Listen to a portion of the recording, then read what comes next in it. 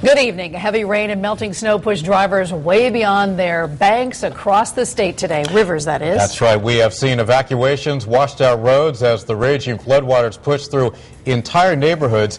Take a look at these scenes along the Oxford-Seymour line. The floodwaters rush through large communities there. In some cases, homes are completely surrounded by the floodwaters. Residents were helpless as the water rushed right through their property. This is Southbury. Floodwaters are rushing through neighborhoods, leaving homes surrounded.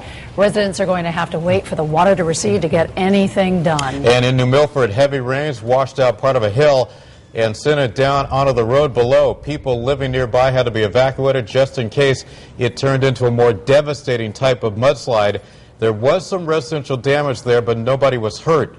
News 8 goes right into the flood zone now. We have team coverage. We begin with News 8, Sarah Welch live in Danbury with more on the impact there. Sarah?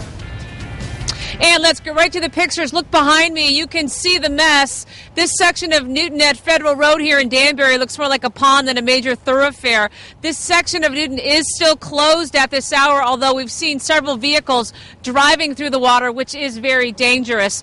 Part of the problem, you can see the parking lot across at this business plaza. Part of that is also underwater. A major issue here has been there's a nearby stream, and that stream has been overflowing its banks, causing the flooding in this area. There's also a swampy area nearby, and that apparently has some backup problems when there's extra water like this.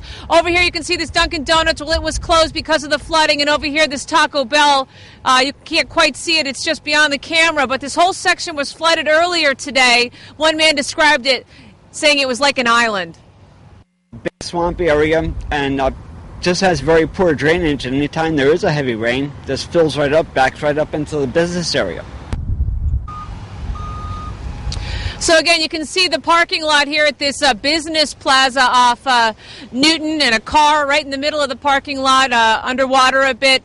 Again, a reminder to people, when you see something like this, you see the roads closed, you're not supposed to drive through it. Here at News 8, we've received several reported pictures of cars getting stuck in water. Police and firefighters remind you it's dangerous. Wait for the water to recede and follow the detour signs.